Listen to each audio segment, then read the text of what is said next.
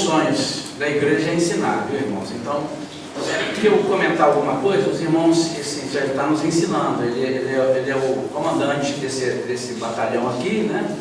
E nós precisamos aprender. E às vezes eu percebo que a igreja precisa ser mais incisiva na oração. Às vezes, quando dá a oportunidade, a gente fica esperando, um esperando pelo outro, entra dois atropelando, não tem problema não, um para, o outro vai. Nós temos que fazer isso. O inimigo percebe essas coisas também, que a gente tem receio de orar, tem timidez em orar. Vamos caprichar nisso cada vez mais, amém, irmãos? Eu sei que todos aqui gostam de orar. Todos gostam de orar? Amém. Todos falam português aqui? Amém. Então todos entenderemos, amém?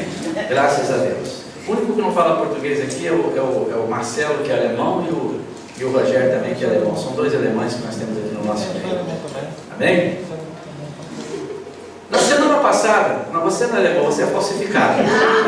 Não, você é alemão também. Aliás, a dona Nilda disse que você é um espião alemão, né? A dona Nilda que nos vendeu essa casa aqui, essa igreja. Você é um espião alemão, esqueci de você, rapaz. Engelsdorf, ele é alemão. Você é Croft, né? Você também, você é a Lepsch. E eu sou no italiano, pronto. Queridos, na semana passada, nós quase terminamos a carta à igreja em Éfeso. Quantos estavam aqui semana passada? Quantos não estavam aqui semana passada? Não estavam. Olha, uma boa parte. O que eu vou fazer? Então eu vou repetir o estudo. Não.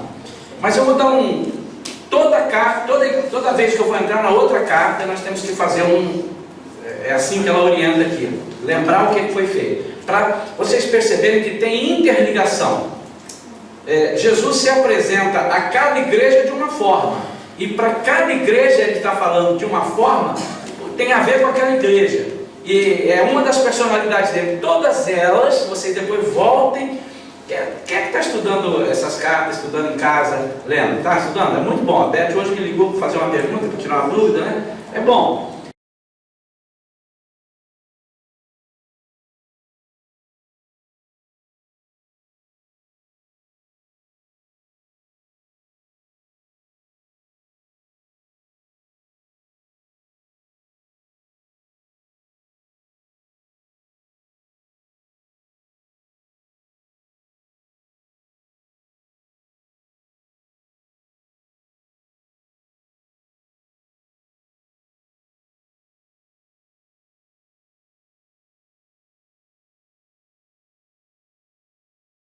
Então, quando você volta no capítulo 1 de Apocalipse, você vê Jesus se apresentando. Ele tem várias características ali, que ele dá vários adjetivos qualificativos, e ele vai distribuir esses adjetivos ao longo das 7 igrejas.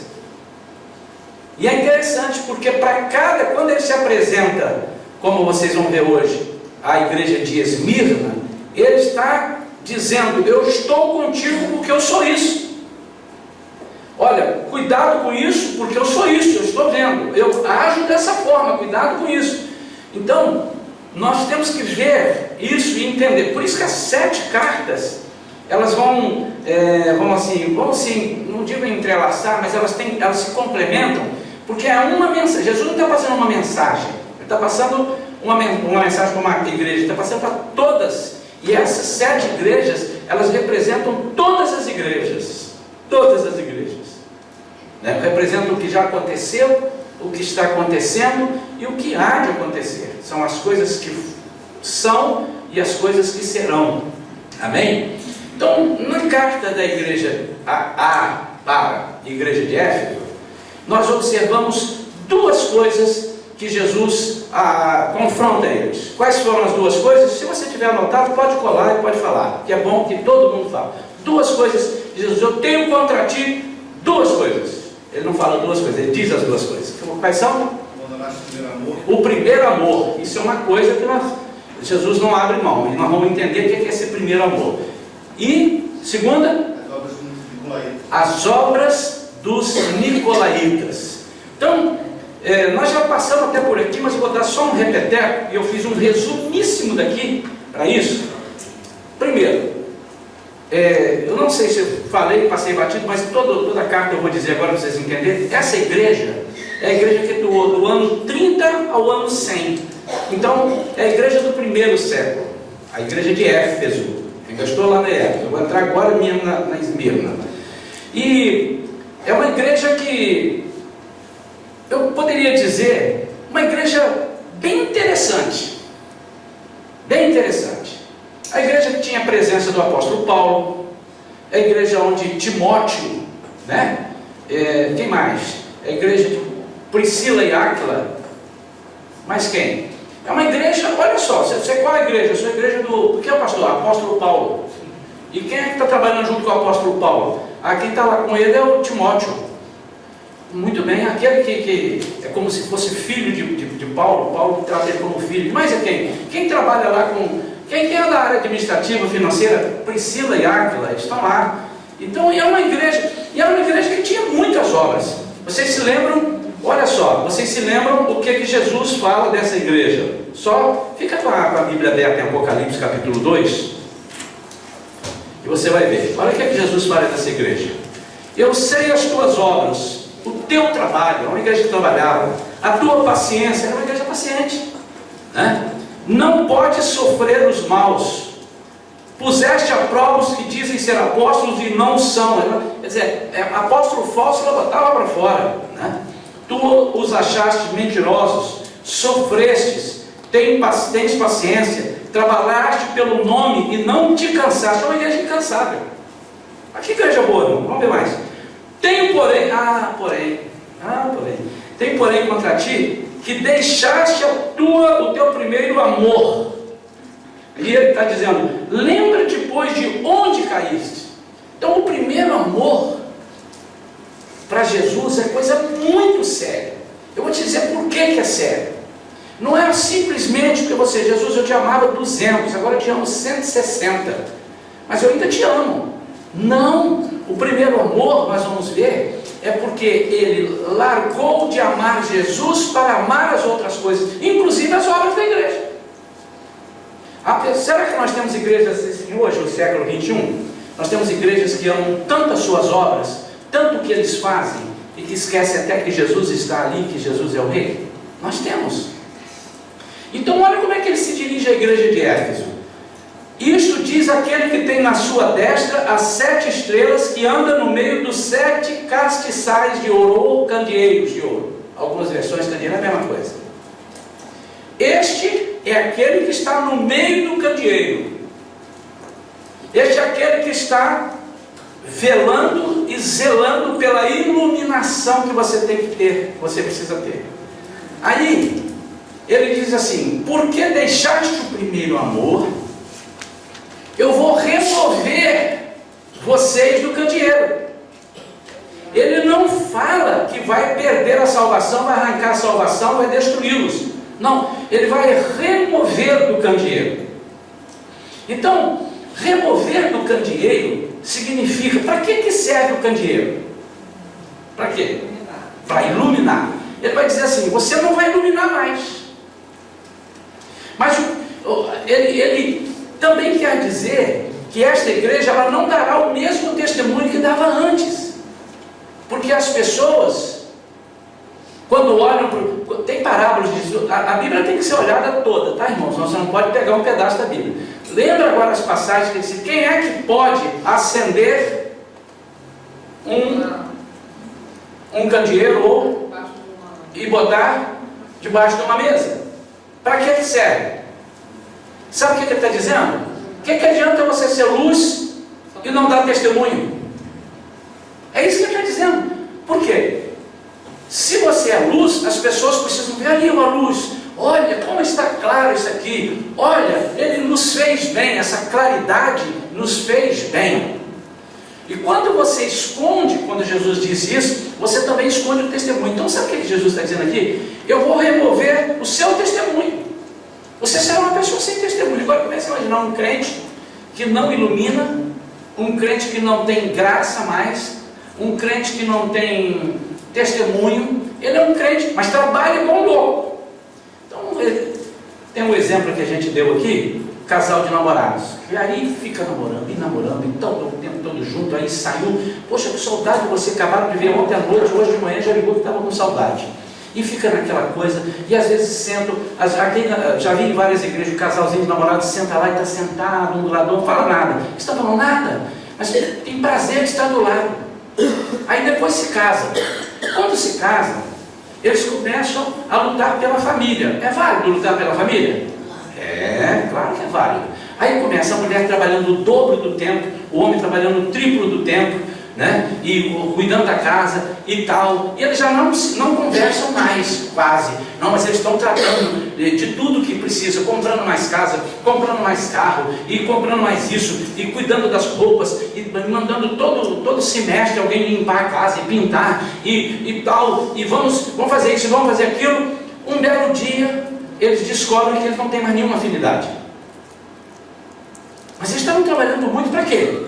Para a casa deles, para a família deles. Só que isso pode levar, no mínimo, a uma separação. Se não levar a uma separação, não digo no mínimo a separação, no mínimo a um desinteresse. Eles podem continuar vivendo toda a vida juntos, sem estarem juntos. Há pessoas que estão nas igrejas, irmãos, juntos, mas não estão em comunhão. Vocês vão ver entrar aqui e sair daqui, durante muitos anos isso vai acontecer. Ah, pastor, então eu não quero ficar aqui. Então pode escolher uma igreja que você vai ver lá a mesma coisa. E se você está vindo de outra igreja, você já viu isso lá que eu vou falar.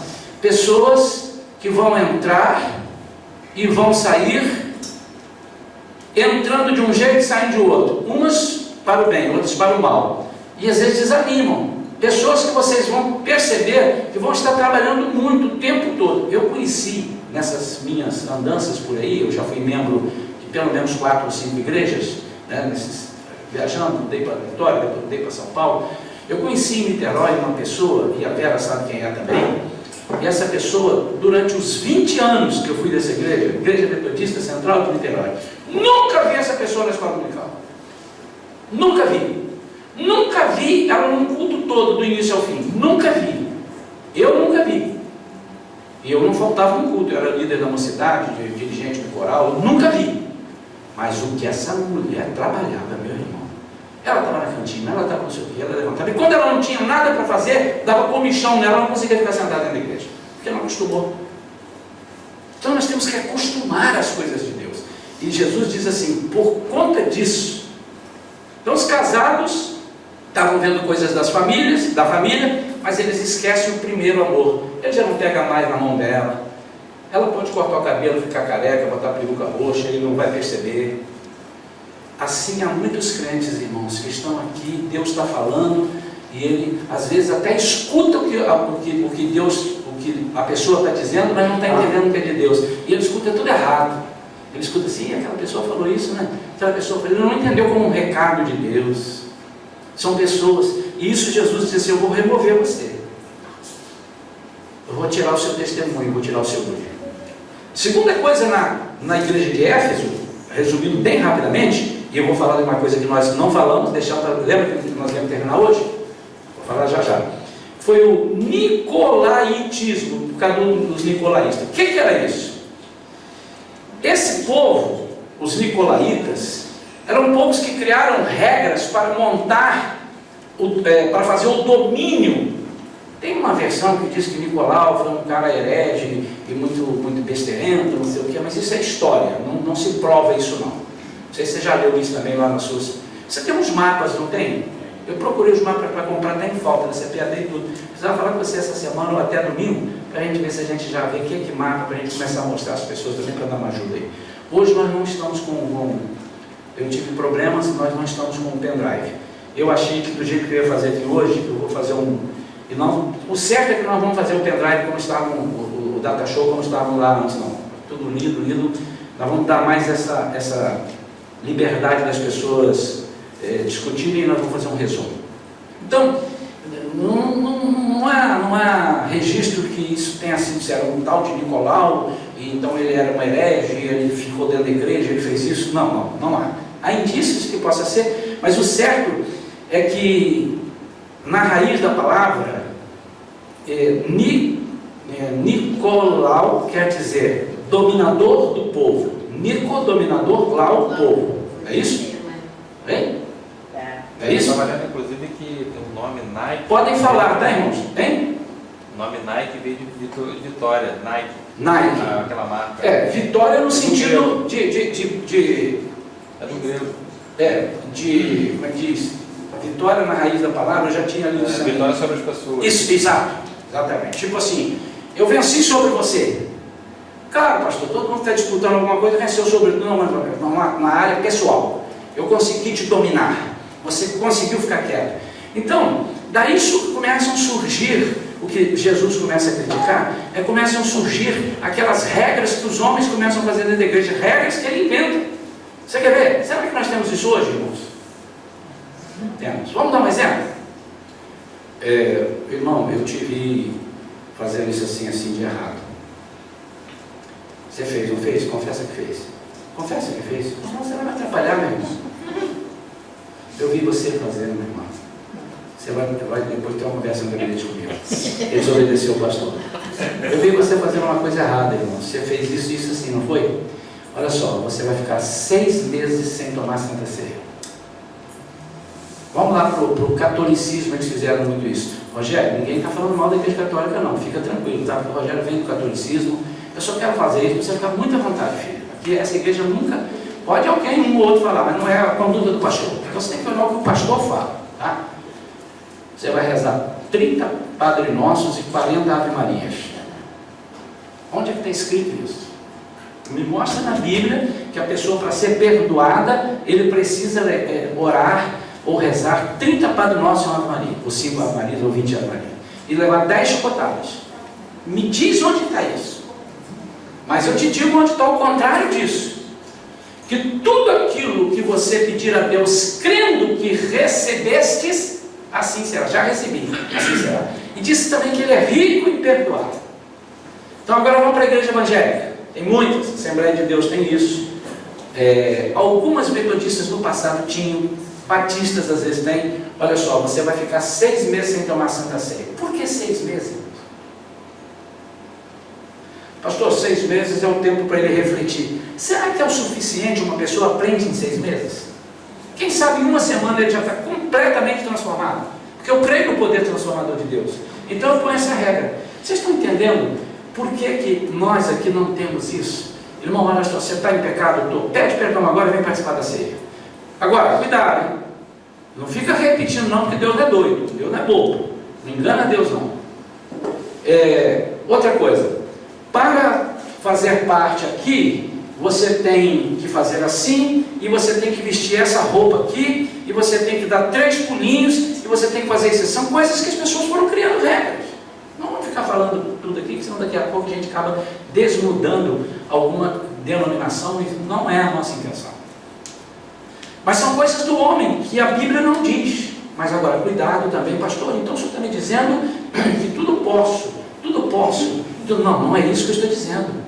Eu estou dizendo que nós devemos andar em caminho de justiça, nós temos que buscar o melhor para a nossa vida, nós temos que buscar atender a Deus, e em errando, filhinhos, não pequeis. João disse numa das cartas, não pequeis, filhinhos. Mas, se contudo pecardes, você escorregou na maionese, há um advogado. E esse advogado é Jesus. Nós vamos ver lá para frente outras cartas, onde é que surgiram esses cultos, essas rezas aos mortos, isso assim, tem uns anos, e o que é que foi acontecendo? É disso que Jesus está falando. Então, no primeiro século, muita coisa aconteceu, e essa igreja, ela não tirou esses 2 anátemas, esses 2 problemas, até hoje. Não, tem uma dúvida aí nessa questão do Nicolaitas aqui.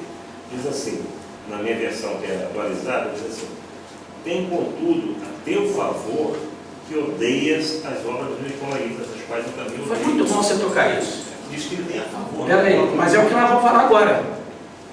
É importante o que ele falou, porque em todas as cartas ele vai dizer isso. Sabe o que ele está dizendo? Igreja Shalom, eu tenho contra vocês, e vocês perderam o primeiro amor. Aí lá no fim ele disse assim, mas eu estou vendo aqui, tá? A Beth não perdeu, a Vera não perdeu, o Nilton não perdeu, a Elka, o Bruno, o Marcelo, o Alexandre, e ele tem isso. Então, a prova disso está lá na última carta, lá Laodiceia, quando ele diz assim, eis que estou à porta e bato. Ele estava no meio do candeeiro no início. Esse é aquele que está no meio do candeeiro passeando coisa. Agora ele está do lado de fora da porta. Olha onde botaram Jesus, do lado de fora. Eis que estou à porta e bato. Se houver alguém aí, porque tinha alguém, que ouvir a minha voz e abrir a porta, eu entrarei e cearei com ele e ele comigo. Todas as igrejas, a igreja de Éfeso, tinha pessoas que não tinham perdido o primeiro amor, e tinha pessoas que não tinham, eles aborreceram as obras dos nicolaítas, mas tinha nisso muito forte, tanto que ele menciona. Agora vem o mais bonito, porque sempre Jesus, no final de cada carta, no início ele diz, eu tenho contra você isso, isso, isso, e no final ele diz assim, quer consertar isso? Faz isso, isso, isso. Então olha só, no versículo 7, ainda de Éfeso, agora é a aula que terminou quarta-feira passada, tá? Então vou concluir essa aula para nós pegarmos e exibir. Versículo 7 diz assim, quem tem ouvidos, ouça o que o Espírito diz às igrejas. Ao que vencer, gente, isso é tão lindo que eu vou explicar aqui agora, fico até emocionado. Ao que vencer, dar-lhe-ei a comer da árvore da vida que está onde? No meio do paraíso de Deus. Vamos entender isso aqui? Vamos entender isso aqui. O que é que acontece? No início de tudo, como é que era?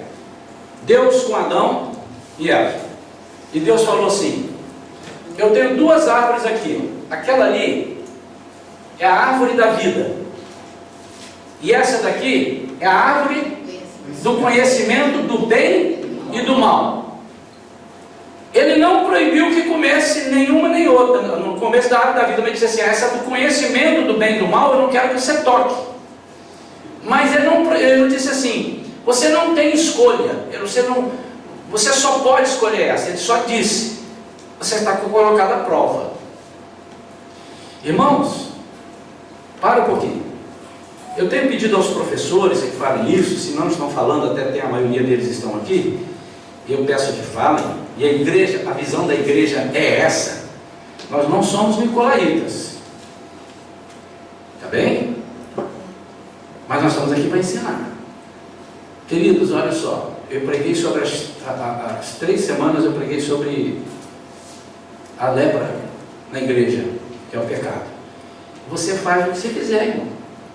Eu não vou botar uma coleira em você. Eu não vou meter um chip em você para ver onde você está andando. É você quem decide. Porque Jesus fez isso, Deus fez isso. Irmão, olha só. Você não deve frequentar esses ambientes, mas você frequenta se quiser, irmão. A única coisa que vai acontecer é que eu perceber que você está completamente fora das doutrinas, dos ensinamentos da igreja, você não vai ocupar nenhum cargo, porque eu não sou doido de corroborar com você aquilo de errado. Isso eu não posso fazer. Não sou eu não, qualquer igreja. E não precisa ser evangélica, a igreja católica também. Se perceber que alguma coisa está fora do que a liderança da igreja está programando, está passando, não. Agora você decide. Eu agora está numa turma menor aqui e tal, eu fui criticado, irmãos, alguém me deu pastor, mas não sei o quê, não é criticado, só não devia ter falado isso, não é desse tipo de crítica não, eu percebo quando tem uma crítica, eu tenho uma inteligência média, eu alcanço alguma coisa, eu alcanço, quase algumas coisas, quando a pessoa diz assim, pastor, mas me diga uma coisa, o senhor falou um negócio de motel, mas olha só, mas se eu estou com a minha esposa, o senhor não acha, irmão, olha só, você acha o que você quiser, irmão. Você não está com sua esposa? Você não está com mau pensamento? Então vai para um clube de homenagem também, fica lá olhando. Você só está com sua esposa, você só vai beijar ela. Vai lá, irmão. Quando você sair de lá, todo mundo que vai olhar vai dizer assim, aquele ali é casal de homenagem. Ele topa. O irmão decide. Não, eu só estou perguntando para tirar dúvida. Não tem dúvida, irmão. Eu falei o seguinte, você está levando a sua família Você está levando a fábrica de filhos. Você está levando para um lugar onde o inimigo atua o tempo todo. Uma vez a Vera me repreendeu, mas eu vou falar contra a vontade dela. Eu também já frequentei um hotel com a minha esposa, irmãos, há muitos anos atrás, antes de ser renovado, já frequentei. Mas um dia eu aprendi, irmãos. E vocês vão ver numa das cartas que o maior problema para Jesus não é o que erra, é o que não quer acertar. Tem uma carta aí que ele vai dizer. Então, quando Deus fala para Adão assim, ó, você não, mas ele não diz assim, ó, eu vou botar um cercado, você não vai poder comer da árvore do conhecimento do bem e do mal. Mas deixou, botou ele à prova. Nós somos colocados à prova o tempo todo, irmãos, em tudo. Na nossa linguagem, no nosso ouvir, no nosso agir, reagir. Irmãos, quantas vezes já te deram um troco errado, a mais, e você levou para casa, irmão, você foi provado. Recentemente eu estava nos Estados Unidos e fui cantar na igreja do pastor Welber, aí eu ganhei uma oferta lá, e me deram um cheque de $300, e o pastor Welber foi comigo na caixa do banco, para receber comigo, né, porque é o cheque de emissão dele, e eles, vamos lá, que se tiver problema, você é imigrante e tal, você é turista. Aí eu cheguei, ficou conversando comigo na porta, assim, no caixa, falou para a moça em inglês, e a moça foi lá e disse, nunca dinheiro, está contando dinheiro, não parava de contar dinheiro. Eu falei, ele deve, porque já aconteceu isso outras vezes. Falou, troca esse cheque, mais esse, me dá tudo, ele separa, me dá o que é meu, eu levo o que é da igreja, eu levo o pagamento de luz e tal. Aí ela me deu um pacote de dinheiro, irmãos, assim, ó. Eu olhei assim, olhei para ele, falou, vamos embora. Ele não prestou atenção. O Elber, eu falei assim, pastor, o senhor não deu mais um cheque aqui? Eu estava entrando no carro para ir para o aeroporto, irmãos. Estava entrando no carro para o aeroporto. Aí ele disse, não, é só o seu mesmo. Mas ela me deu aqui, ó, $3.000. Ela confundiu, irmãos. Aí ele olhou assim, ué, mas ela te deu $3.000? Então é seu, brincou assim, riu, né? Acho que ele até me testou também. Aí eu disse assim, não, mas você está me dando $3.000? Senão o cheque é de 300, então eu dei na mão dele. Aí ele chamou, passou uma conversa na moça. Por quê? Passou um sabão. Porque ela exigiu um documento meu. Ela não sei, cadê passaporte? Eu dei o passaporte. Cadê o cartão de crédito internacional? Eu falei, não, o cartão não tem a minha foto, o passaporte tem. Mas ela exigiu. Aí fui lá no carro buscar. Aí o pastor Elber falou, mas sou eu, essa conta é minha, sou eu estou sacando, não importa, o senhor já botou no nome dele, o cheque é dele. E falando asca com o pastor Elber. O pastor Elber segurou o cheque, assim, agora, chama o seu gerente, chama o seu diretor. Passou um sabão nela, ela quase chorou na minha frente, me agradecendo. God bless you, Deus te abençoe, Deus te abençoe, Deus te abençoe. Porque eu entro no avião e ela não vê o dinheiro, irmão, acabou. Só isso, mais nada. Mas lá na frente, onde o Senhor tinha que me abençoar, Ele não iria me abençoar. Ele disse, isso não é seu. Eu tenho escolha. Eu tenho escolha. O pastor Fanini uma vez contou que uma mulher ligou para ele, aí ligaram e desligaram. Ligaram, falaram com uma voz e desligaram. Ele falando do culto. Isso. Aí ele disse assim, aí uma vez ela ligou e disse assim, você sabe quem está falando? Ela falou, sei. Quem? É o capeta. Ele desligou para ele. Porque era o capeta, estava querendo seduzi-lo de alguma forma. Ele falou assim, eu tinha certeza que era. E vocês podem achar que, enfim, vai lá. Então, o Senhor nos dá escolha, Ele deu escolha para Adão e Eva. Olha que coisa linda que vai acontecer agora. Aí vem o diabo e diz assim, você sabe por que Ele não te deu? Falou para você não comer da árvore do conhecimento do bem e do mal? Porque você vai ficar igual a Ele. Esse é um dos maiores problemas dentro das igrejas, eu querer um lugar do outro. Meu irmão, este lugar aqui é meu. Você não pode tomar o meu lugar.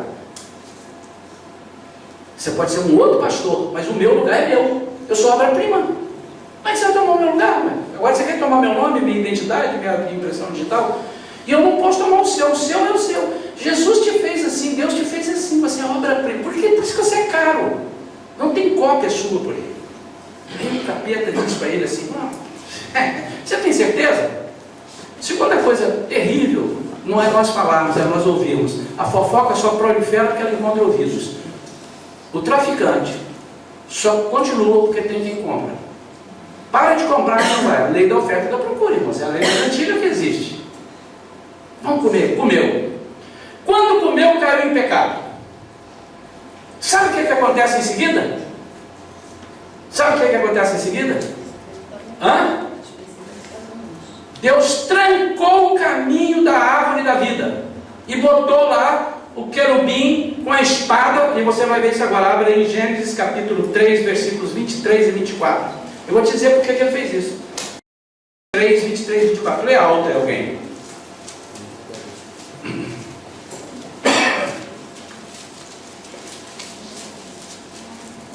O Senhor Deus, por isso, o lançou fora do jardim do Éden, a fim de lavrar a terra de que fora tomada.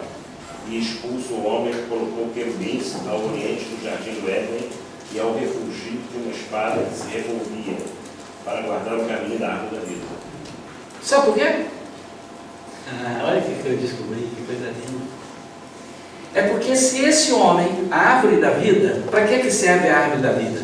Se ele comesse da árvore da vida antes de comer do fruto do bem e do mal, ele ia perpetuar o seu estado sem pecado. Amém?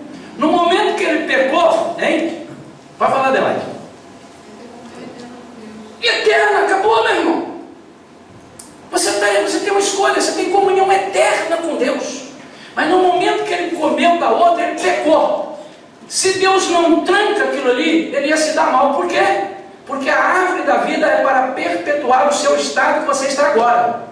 Se você comer, aí se ele comesse a árvore da vida naquele momento, nunca mais ele seria salvo. E Deus já tinha um plano do Salvador. Aí Deus falou assim: querubim, fica. Foi o querubim que botou lá? Foi o querubim. Querubim, põe a espada flamejante.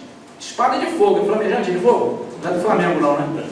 Espada flamejante, espada de fogo. Porque eu não quero, porque eu já sei que esse cara vai fazer. Ele vai dizer: eu quero me purificar, eu vou comer da árvore da vida. E ele nunca mais será salvo.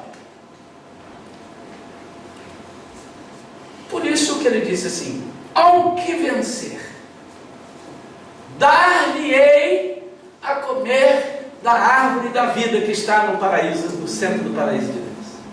Então depois que você vencer, olha que coisa linda, irmão, fica até emocionado, sabia? Meu irmão, quando você vencer, igreja de Éfeso, ao que vencer, ao que vencer, ele falou para ele, aqui ó, a sua resposta. Mas tinha gente ali, pastor, que recriminou, resistiu à obra dos Nicolaitas e não tinha.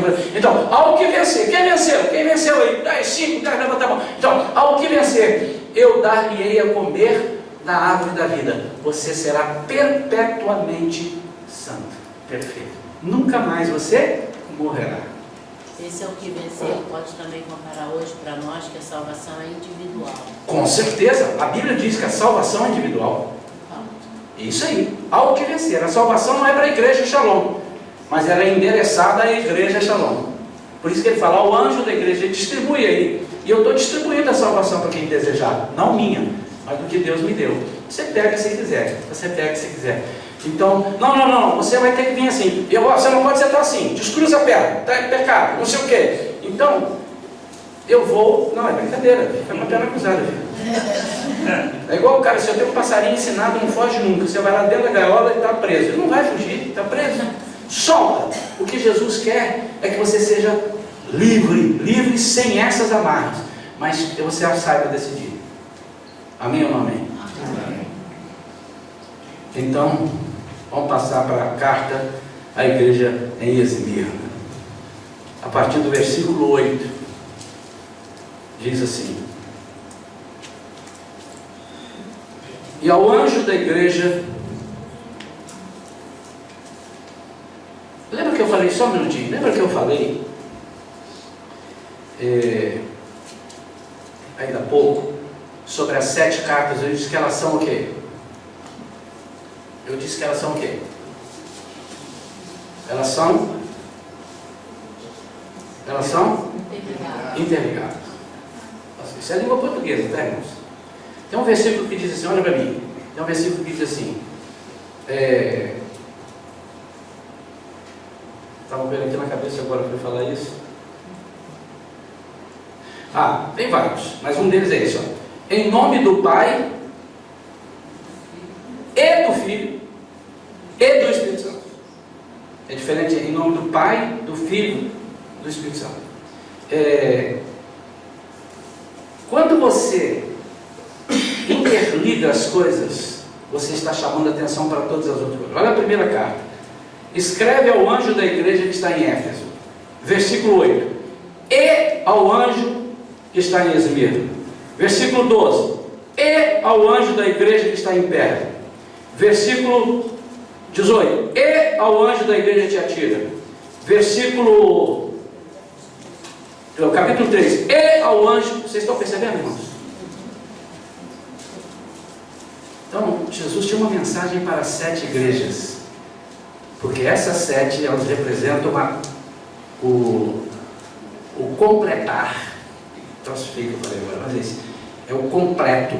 7 espíritos, é um Espírito Santo só, nós já vimos isso, mas ele representa a totalidade, ou seja, o perfeito, o 7. Ele não tem 7 espíritos. Então, lendo a carta, e ao anjo da igreja que está em Esmirna, escreve: isto diz o primeiro e o último, que foi morto e reviveu. Continuando: eu sei as tuas obras, e tribulação, e pobreza, mas tu és rico, entre parênteses, e a blasfêmia dos que se dizem judeus e não o são, mas são a sinagoga de Satanás. Nada temas das coisas que hás de padecer. Já está avisando, você vai padecer, meu amado.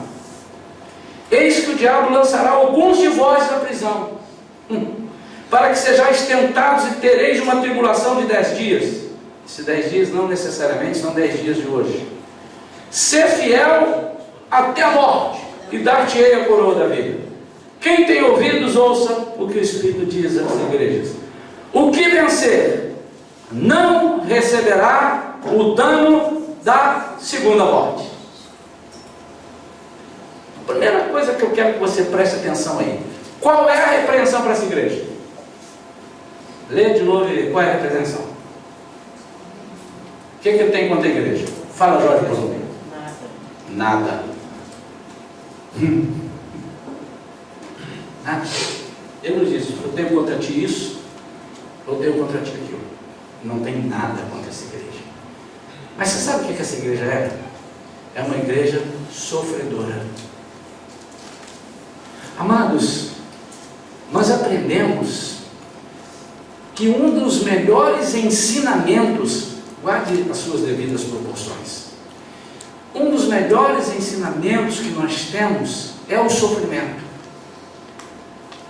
Pode ver o apóstolo Paulo falando isso. Eu não recolhi alguns versículos aqui, mas os irmãos conhecem alguns versículos que falam sobre o entregar-se, sobre o sofrer. E Jesus está dizendo aqui o seguinte: eu sou o primeiro e o último, o que foi morto e reviveu. Sabe o que ele está dizendo? Antes de vocês sofrerem, eu já sofri. Eu sou o marco, eu sou o princípio de tudo. Eu sou o princípio de quem sofre. E sou o princípio de quem vai reviver. Nada que nós estamos experimentando, Jesus não experimentou. Essa é a minha segurança, é sua. É a experiência que ele tem em vencer. Vamos lá, vamos citar um versículo que fala isso. Você pode confiar que ele tem experiência nisso? Vamos lá? Tem um versículo que diz: no mundo tereis aflições, mas tem bom ânimo, eu venci o mundo. No mundo tereis aflições. Mas olha só, olha para mim, que eu também tive aflições. Eu venci o mundo. Se ele venceu, porque ele teve aflições. Então, para a igreja sofredora, Jesus lembra: eu passei o que vocês estão passando, mas eu estou vivo. Irmãos, nós não podemos perder de vista que nós, o que é que nós queremos? O que é que nós queremos? Pastor, eu quero ir aos Estados Unidos, mas eu não quero andar de avião nem de navio. Não, vai ficar muito difícil. Até pode-se ir de carro lá, né? Mas você talvez nem chegue para dos índios que tem ali naquela região da América Central, né? Às vezes nós queremos os louros da vitória, mas só queremos vitória. A igreja de Cristo, irmãos, nasceu para sofrer, porque ele comprou uma briga feia com Satanás. E nós experimentamos, irmãos, eu não aceito um médico dizer para mim, caramba, mas que coisa, eu não tenho nem tempo, que eu estou almoçando, o telefone toca. Meu irmão, mas você fez um juramento. Escolhesse ser professor, que é uma profissão digna, mas que tem hora para dar aula. Escolhesse ser psicólogo, engenheiro, dentista. Nem sempre também dentista, às vezes vai estar com dor de dente e chama ele correndo. Vocês estão entendendo, irmãos? Por isso, a pergunta que não quer calar, e que eu já fiz algumas vezes e vou fazer outras mais, e agora com muito mais intensidade, o que é que você vem fazer aqui na Igreja Shalom? Porque se você vem fazer diferente do que eu posso lhe dar, você está no lugar errado. Eu não posso te dar o que você quer, às vezes. Há pessoas que nos procuram, irmãos, e procuram outros pastores também, e que estão vivendo problemas há 15 anos, e com 10 dias eu não resolvo o problema dele, eu, entre aspas, vamos lá, vamos melhorar. O problema dele não é resolvido, a pessoa, pastor, eu estou te pedindo, já tem um problema, eu vou para outra igreja. Porque nós vivemos um momento assim, nós queremos vitória, só vitória, nós não queremos nada mais diferente disso. E nós não entendemos que nós temos que passar por tribulação. Sabe que tribulação que Jesus estava dizendo aqui? Nessa cidade, havia uma colônia muito forte de judeus. E eles pediram ao imperador romano que eles pudessem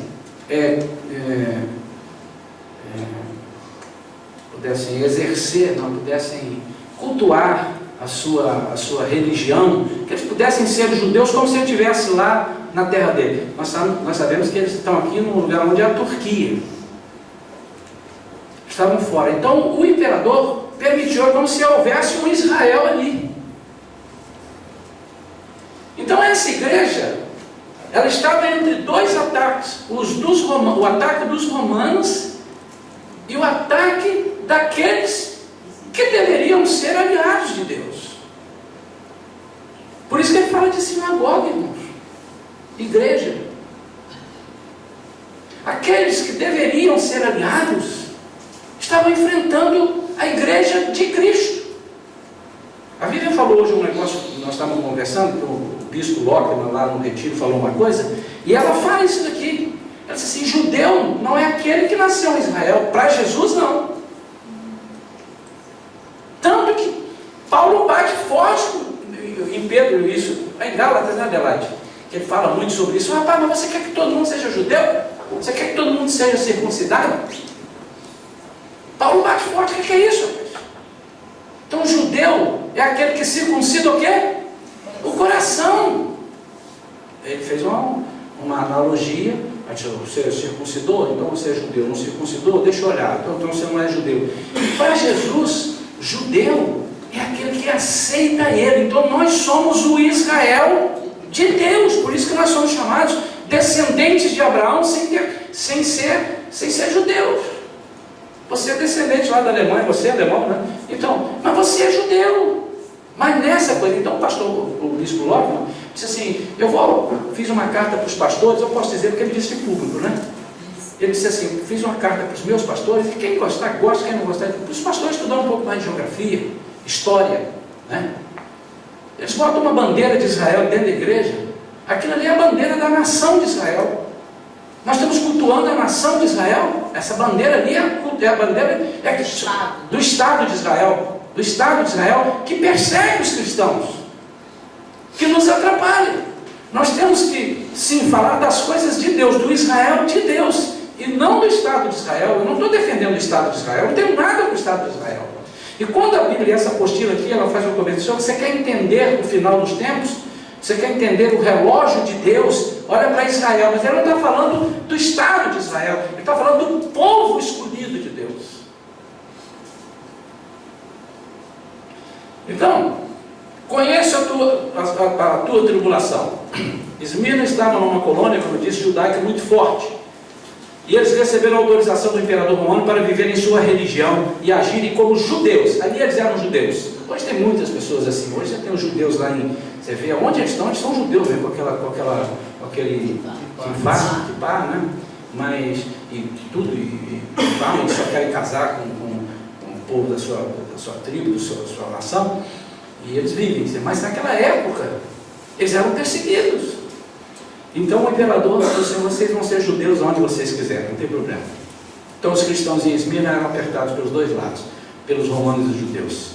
Por isso é que Jesus diz: conheço a tua tribulação e a tua pobreza, mas tu és rico. E ele dizia: a blasfêmia dos que dizem ser judeus não são, porém, a sinagoga de Satanás. Deus não tem nada contra vocês, contra nós, que estamos trabalhando para ganhar algum dinheiro, para sustentar nossa família, para comprar um carro novo. Tão bom ter um carro novo, eu comprei um carro novo. Como é bom ter um carro novo, irmão? Uma casa nova, perfumada, como é bom. Não tem nada de errado nisso. Mas às vezes nossa motivação está sendo completamente adulterada. Nós estamos colocando a nossa vida nisso aí. Por isso que Jesus disse: busque primeiro o reino de Deus, a sua justiça. O que é o reino de Deus e a justiça? É isso. O reino de Deus e a justiça de Deus é nós entendermos que nós não somos daqui. Nós estamos brigando por um vice-campeonato, irmãos. Nós temos que brigar pela medalha de ouro. Nós não somos daqui, nós vamos ficar aqui um tempo e vamos embora. E nós estamos criando raízes aqui. E é engraçado que todas as coisas que alegram ou chateiam são só daqui. O que eles passaram? Qual a tribulação deles? Perseguição dos romanos e perseguição dos judeus. Nada assim contra Deus lá, nada contra, ele falou: o seu Deus não existe. Não, eu poderia até dizer com outras palavras, mas quais são as tribulações? Então agora comece a pensar a igreja. Não se atenha à sua igreja Shalom, mas a igreja aqui, todos que estão aqui, absolutamente todos, vieram de alguma igreja, inclusive eu. Então você não precisa se prender à igreja Shalom. Você já passou alguma tribulação na sua igreja? Passou, Marcelo? Passou? Passou, Elka? Passou, Jorge? Passou, Adão? Todos passaram. Passou, Maurício? Todos passaram. Porque Jesus está dizendo o seguinte: isso não vai acabar, querido, a não ser que você se alie a eles, a sinagoga de Satanás. Fique com eles lá. Tem um ditado que diz: se você não pode com o inimigo, junte-se a ele e fique com ele. E a igreja vai subir e você vai ficar com ele. Só isso. Você escolhe, você também tem o direito de escolher.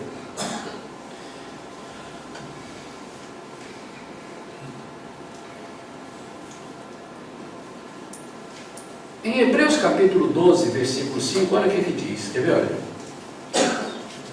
Acabei de abrir, bateu aqui. Olha o que diz. Leia, Hebreus capítulo 12, versículo 5.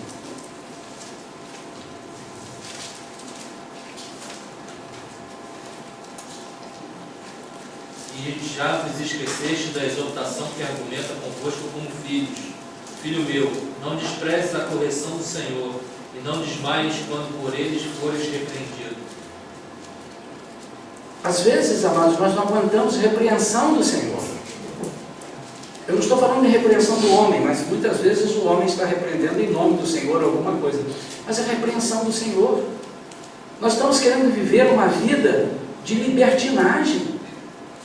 Sempre que eu falar nós, é o ser humano, tá, irmãos? Você pode ser pastor, o senhor está me acusando de alguma coisa? Não necessariamente esteja falando para você, eu estou falando, né?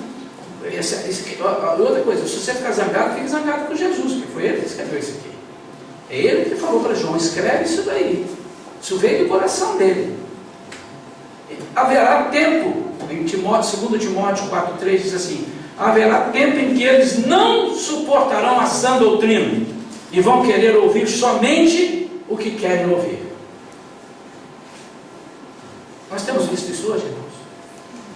Existe igreja, irmãos, que eu estou procurando uma igreja que eu goste. Olha, não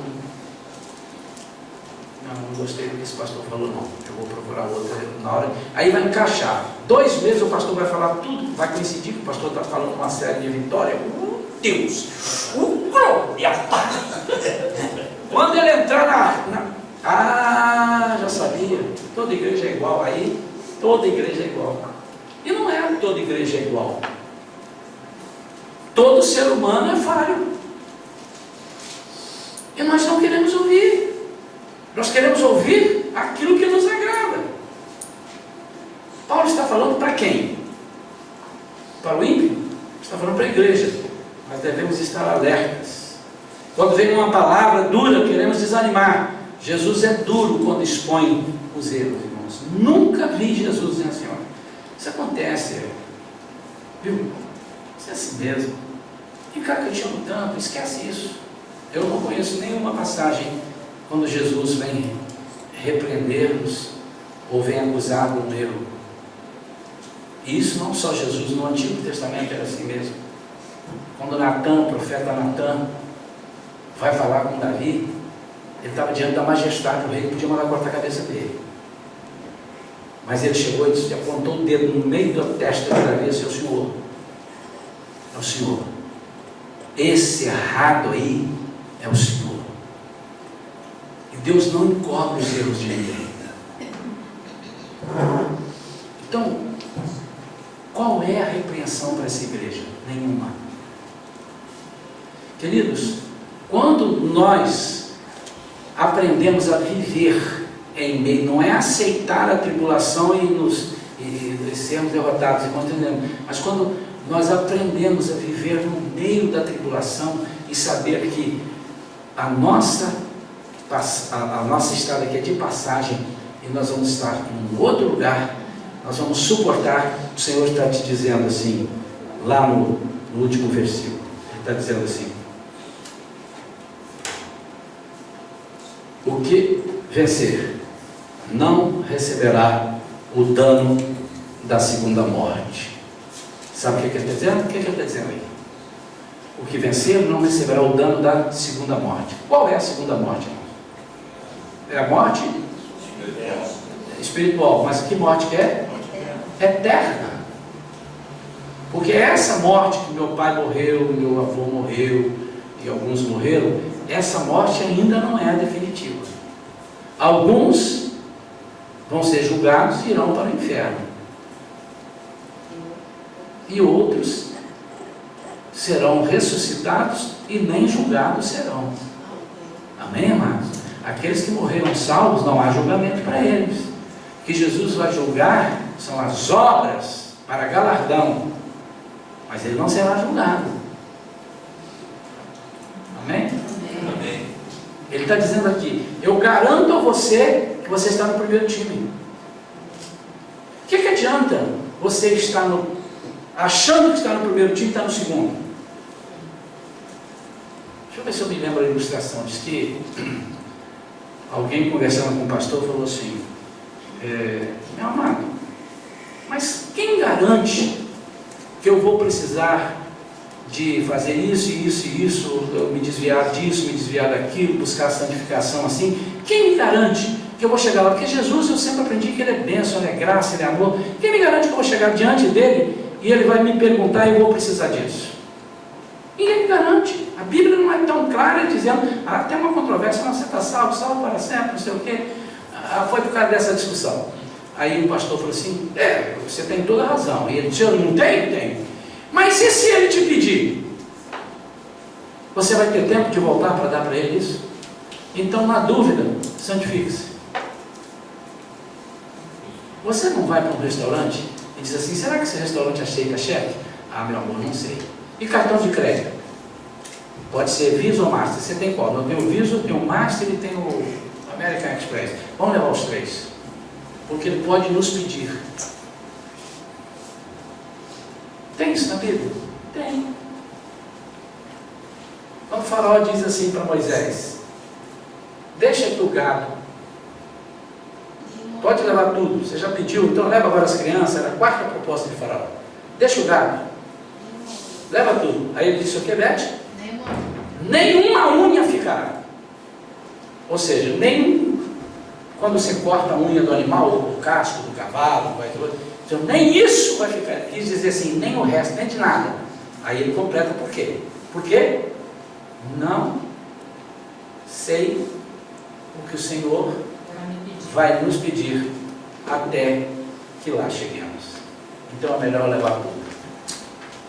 É melhor levar tudo. E Ele está dizendo para você aqui, eu vou garantir a você.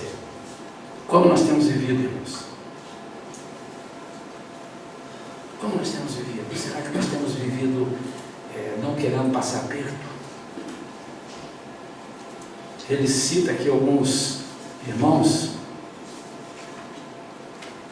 Ele cita aqui alguns irmãos que passaram aperto na igreja de Esmirna.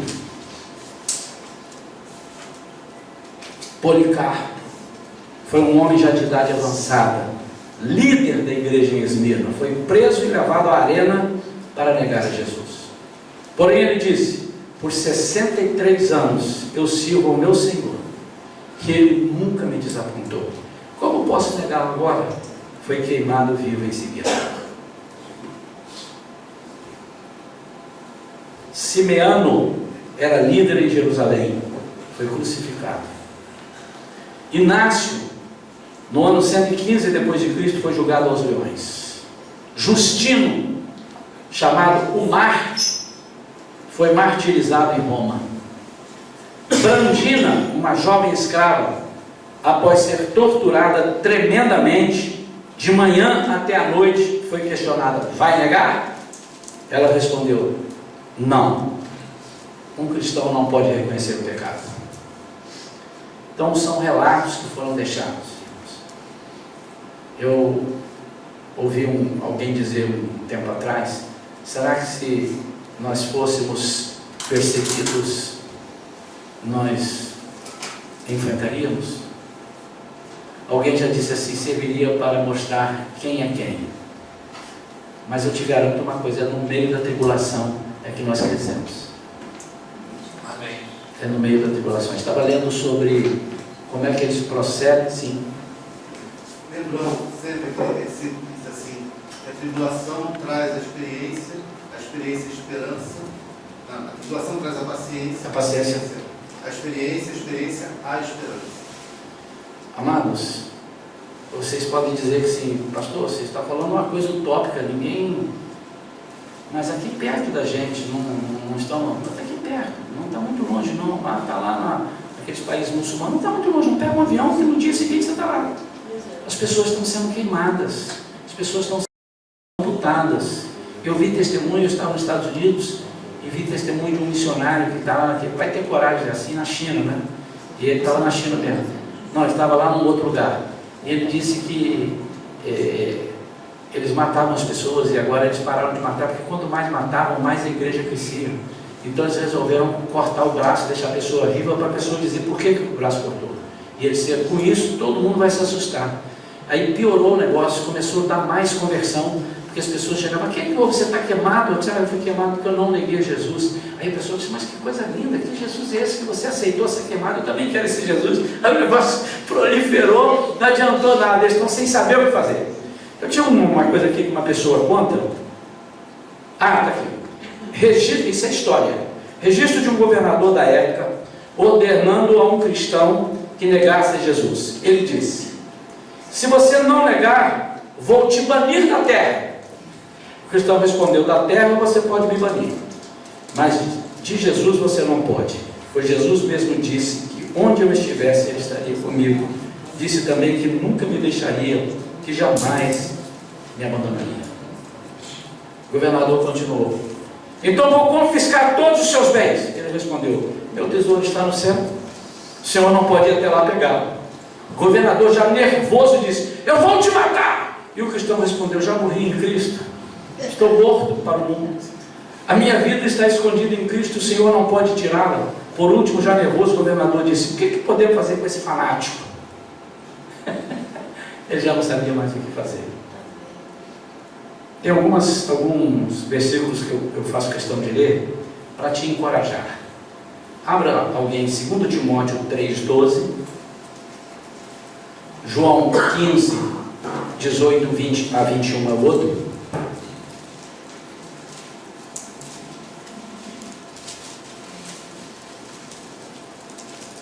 Atos 9, 15 e 16 é outro. Guardaram? 2 Timóteo 3,12. Quem é que está com 2 Timóteo 3,12? Levanta a mão. Segura então, está com a Mônica que vai ler daqui a pouco. João 15, 18 a 21. Quem pegou?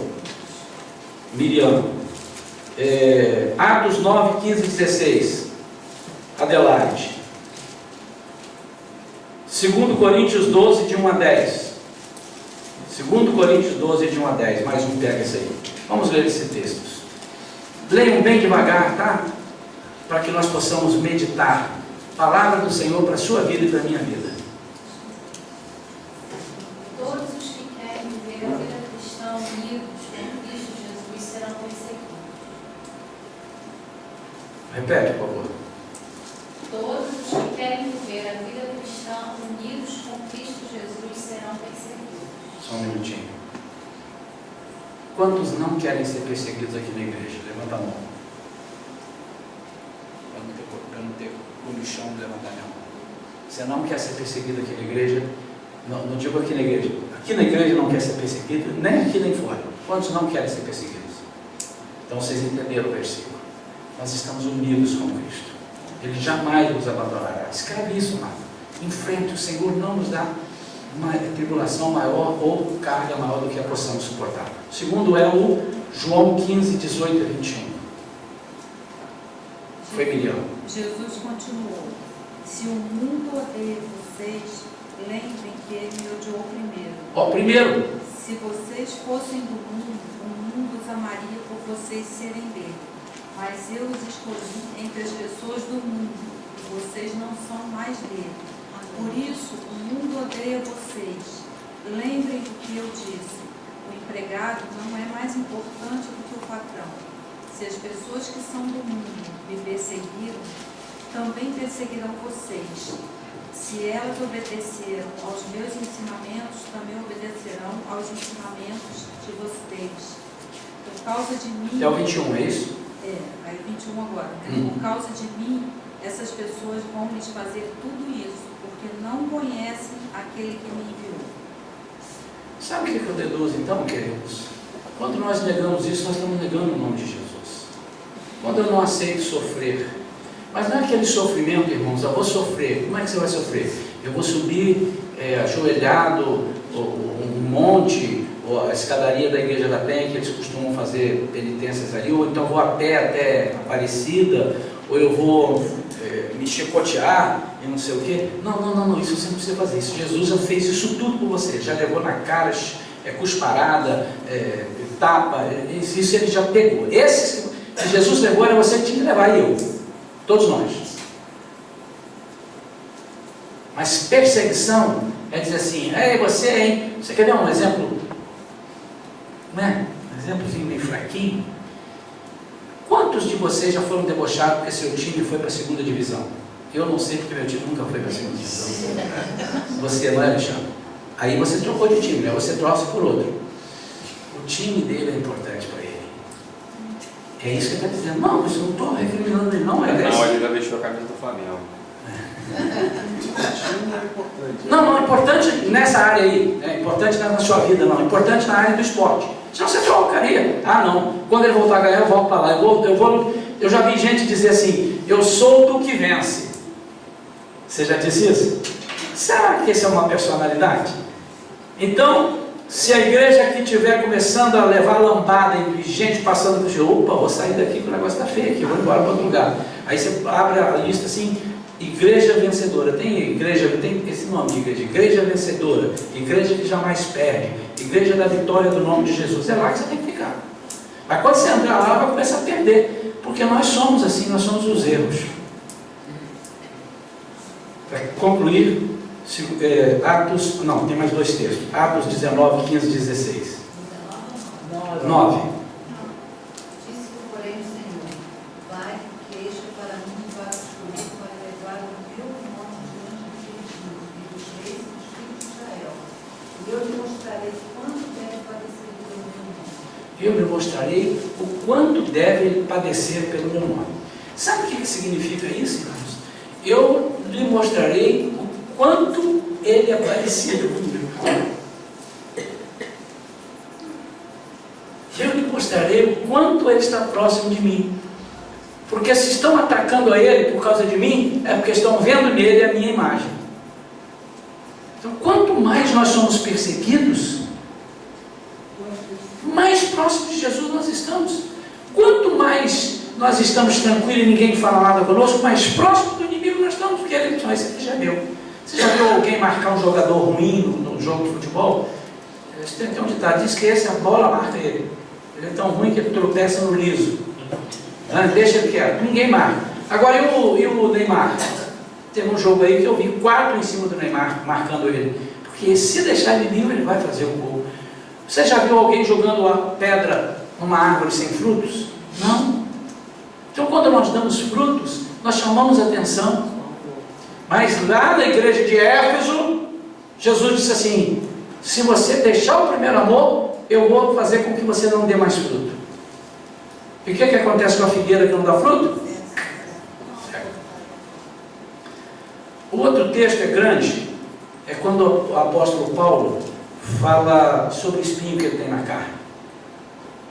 Então Jesus diz para ele, na experiência de Paulo, o espinho na carne, aí, 2 Coríntios 12, 1 a 10.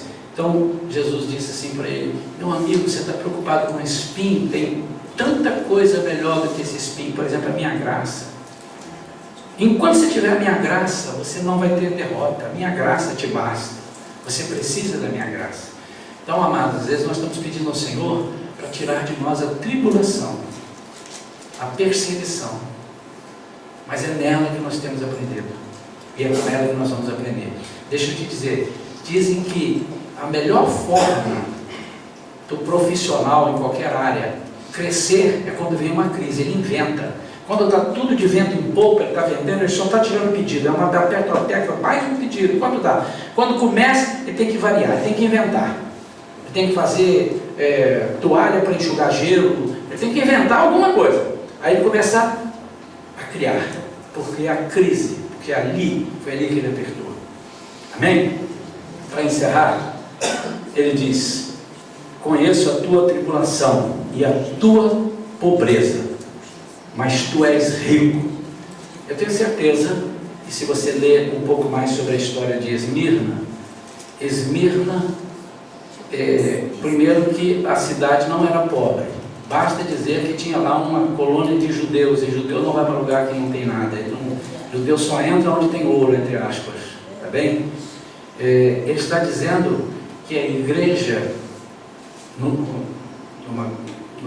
dizer assim, generalizando, era uma igreja que não se preocupava com os tesouros da terra, onde Jesus disse um dia, a traça e a ferrugem corroem.